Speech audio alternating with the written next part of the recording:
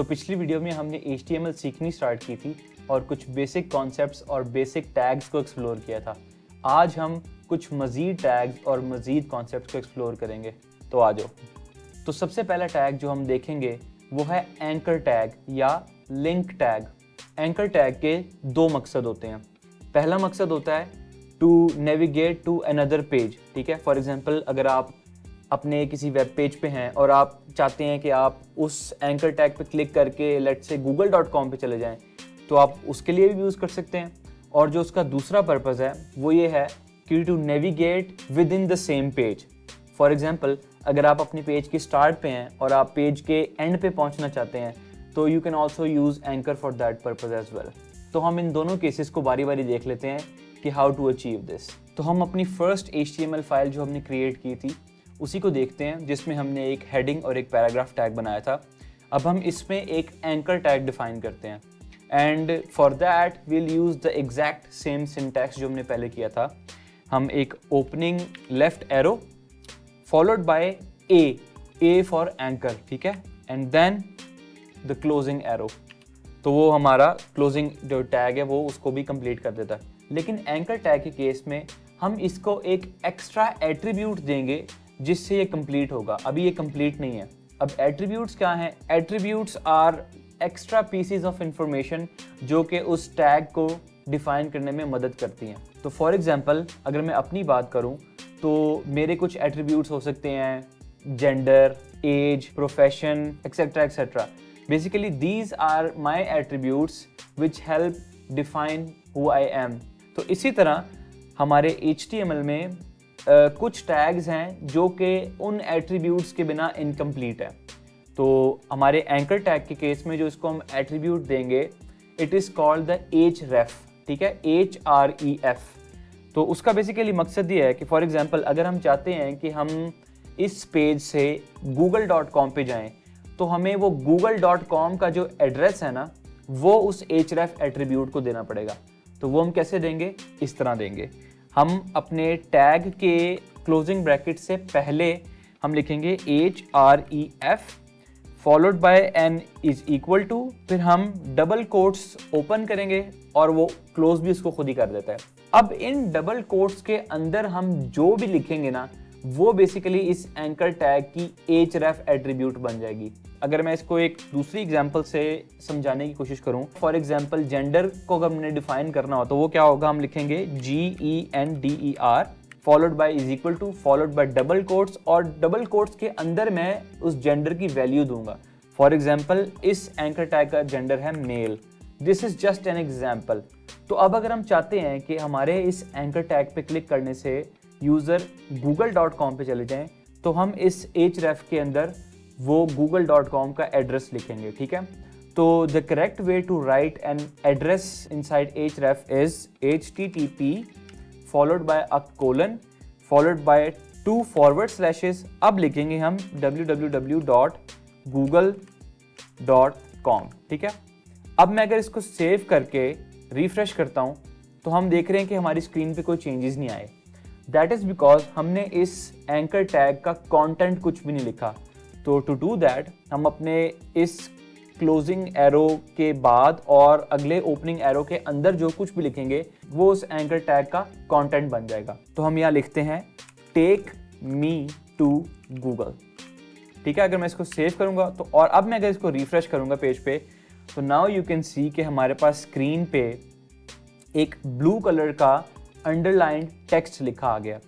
और अगर अब मैं इस पे माउस अपना होवर करूंगा तो मैंने ये फौरन देखा है कि जो कर्सर है वो डिफ़ॉल्ट से चेंज होके पॉइंटर में चेंज हो गया है, विच इज़ एन इंडिकेशन कि this is a link and it is clickable. अब मैं इस लिंक पे क्लिक करके देखता हूँ कि क्या होता है।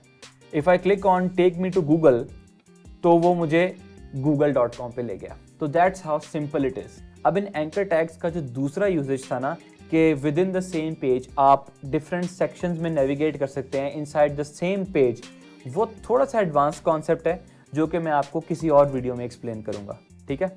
अब हम देखते हैं कि हम अपने वेब पेज में लिस्ट्स कैसे डाल सकते हैं। अब ब्रॉडली स्पीकिंग हमारे पास दो किस्म की लिस्ट्स होती हैं। एक नंबर्ड लिस्ट होती है जिसको हम ऑर्डर्ड लिस्ट भी कहते हैं, और एक नॉन नंबर्ड लिस्ट होती है जिसको हम अनऑर्डर्ड लिस्ट भी कहते हैं। नंबर लिस्ट में हर लिस्ट आइटम के स्टार्ट में एक नंबर आ रहा होता है, for example 1 dot some text 2 dot 3 dot, ठीक है। और जो नॉन नंबर्ड या अनऑर्डर्ड लिस्ट होती हैं उसके स्टार्ट में बुलेट पॉइंट्स आ रहे होते हैं। तो सबसे पहले हम ऑर्डर्ड लिस्ट डालना सीख लेते हैं। उसके लिए again we will start with the opening arrow followed by an OL। OL stands for ordered list, ठीक है। क्लोजिंग टैग करेंगे तो ये इसका पेरेंट टैग बन गया। अब अगर हम इसके अंदर कुछ भी लिखना स्टार्ट करेंगे ना तो इट वोंट वर्क प्रॉपर्ली, तो इसके अंदर जाके we have to add another tag, ठीक है। वो टैग होगा हमारा opening tag, then followed by an LI और क्लोजिंग एरो, ठीक है। LI stands for list item. तो इसको अगर हम एक गौर से स्टडी करें तो इट मीन्स कि हमारी ये ऑर्डर्ड लिस्ट यहाँ से स्टार्ट हो गई है, उसके अंदर जो है ना हम अपने लिस्ट आइटम्स को डिफाइन करना शुरू हो गए हैं, और जहाँ हमारी ऑर्डर्ड लिस्ट खत्म हो गई है वहाँ हमने उसका क्लोजिंग टैग डाल दिया। अब इस लिस्ट आइटम के अंदर हम जो भी कंटेंट लिखेंगे वो उस लिस्ट आइटम का कंटेंट बन जाएगा। For example I am the first item. इसको अगर मैं सेव करके रिफ्रेश करूँगा तो ये देखें I am the first item मैंने लिखा और इसने स्क्रीन पे फर्स्ट के साथ डॉट खुद ही डाल दी, ठीक है। इसी तरह again I will add another list item, मैं ये लिखूँगा आई शुड बी सेकेंड, ठीक है। मैं इसको रिफ्रेश करूँगा तो इससे पहले उसने खुद ही 2 डाल दिया है। Again I will insert another list item, मैं लिखूँ आई वॉज द थर्ड, ठीक है। इसको मैं रिफ्रेश करूँगा तो अगेन, तो it's as simple as that कि आप ऑर्डर्ड लिस्ट यूँ डाल सकते हैं। अब अनऑर्डर्ड लिस्ट डालने के लिए we use the same syntax, the only difference is कि हम instead of writing OL we replace this with UL। UL starts for unordered list, ठीक है। अब मैं OL को UL से रिप्लेस कर दूंगा और मैं इसको सेव करूंगा और मैं रिफ्रेश करूंगा तो हम ये देखेंगे कि हमारी स्क्रीन पे नंबर्स की जगह बुलेट पॉइंट्स आने शुरू हो गए हैं। Simple right? यार मैं बता रहा हूँ HTML सीखना बहुत आसान है और बहुत फन है। And last but not least हम ये देखेंगे कि हम अपने वेब पेज में इमेज कैसे डाल सकते हैं। तो इमेज टैग को डिफाइन करने के लिए we will start with the opening arrow followed by IMG। अब जो इमेज टैग है ना that is a special case. Notice क्या होता है जब मैं इसके बाद क्लोजिंग एरो डालता हूँ, सी नथिंग हैपेंड। अब आप एक्सपेक्ट कर रहे होंगे कि कोड एडिटर जो है वो खुद से इसका जो क्लोजिंग पार्ट है वो इस तरह से ऐड कर देगा, लेकिन इमेज के केस में ऐसा नहीं होता। उसकी वजह ये है कि जैसे हमारा लेट्स से हेडिंग टैग है ना, तो हेडिंग टैग के अंदर you have to add some content for it to display on the screen, right, जिसके लिए हमें ओपनिंग और क्लोजिंग डिफाइन करनी पड़ती है। Make sense? इमेजेस के केस में ऐसा नहीं है। इमेजेस के केस में for example if this was the case, तो आप इसके बीच में क्या लिखोगे? You can't just write these kind of symbols and expect an image to form on the screen, ठीक है ना।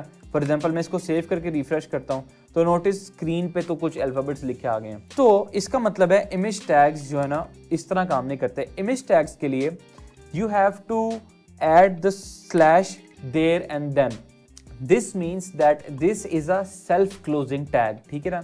ये image tag is a self-closing tag, which means it does not require a closing tag, ठीक है। अब जिस तरह anchor tag भी इनकम्प्लीट था विदाउट एन एडिशनल एट्रीब्यूट, ये इमेज टैग भी इनकम्प्लीट है without an attribute called SRC which stands for source। तो यहाँ पे हम इसको SRC का एट्रीब्यूट देंगे। जिस तरह एंकर टैग में हमने href में उस पेज का एड्रेस दिया था जिस पे हम यूज़र को लेके जाना चाहते हैं, सिमिलरली इमेज के सोर्स में हमें उस इमेज का एड्रेस देना पड़ेगा जो हम अपने वेब पेज में डिस्प्ले करवाना चाहते हैं। तो हम google.com खोलते हैं, यहाँ से कोई सी भी let's say I will search for a guitar, ठीक है। मैंने गिटार लिखा, यहाँ से मैं इमेजेस में गया। अब फॉर एग्जांपल मुझे ये इमेज अपने वेब पेज पे दिखानी है, मैं इस पर क्लिक करूँगा और इसके ऊपर मैं राइट क्लिक करके I will just click on copy image address, ठीक है। कॉपी इमेज एड्रेस से वो इसका एड्रेस कॉपी कर लेगा और मैं सोर्स में जाके राइट क्लिक करके आई विल पेस्ट इट। तो उसने देखो वही HTTPS करके एक जो है ना URL एड्रेस जो है ना वो इधर पेस्ट कर दिया। अब अगर मैं इसको सेव करूँगा और मैं अपने इस पेज को रिफ्रेश करूँगा तो आप देख रहे हैं कि हमारे वेब पेज में इमेज ऐड हो गया। Simple right? तो एज अ बोनस मैं आपको ये भी दिखाता हूँ कि हम इस इमेज का साइज़ कैसे चेंज कर सकते हैं by use of some other attributes. तो हम इस इमेज को एक एट्रीब्यूट देंगे हाइट का और उसकी वैल्यू मैं रखूँगा 200। अब this 200 represents 200 pixels in screen size, ठीक है। मैं इसको सेव करूँगा और मैं पेज पे रिफ्रेश करूँगा तो देखो हमारा इमेज साइज छोटा हो गया और इसकी हाइट अब 200 पिक्सल्स हो गया। तो that's it for this video. I really hope you found it useful और आपने HTML के बारे में मज़ीद कुछ नई चीज़ें सीखी। अगर आप चाहते हैं कि मैं मज़ीद कुछ टैग्स के बारे में बात करूं या इनको एक्सप्लोर करूं या एक्सप्लेन करूं तो please do let me know in the comments below कि मैं कौन से टैग्स एक्सप्लोर करूं। तो this covers the basic concepts of HTML and in the next video we'll start looking at CSS और ये एक्सप्लोर करेंगे कि हम अपने एलिमेंट्स की विजुअल अपीयरेंस को कैसे इंप्रूव कर सकते हैं to give it that professional classy look, you know. तो stay tuned and until next time, signing of.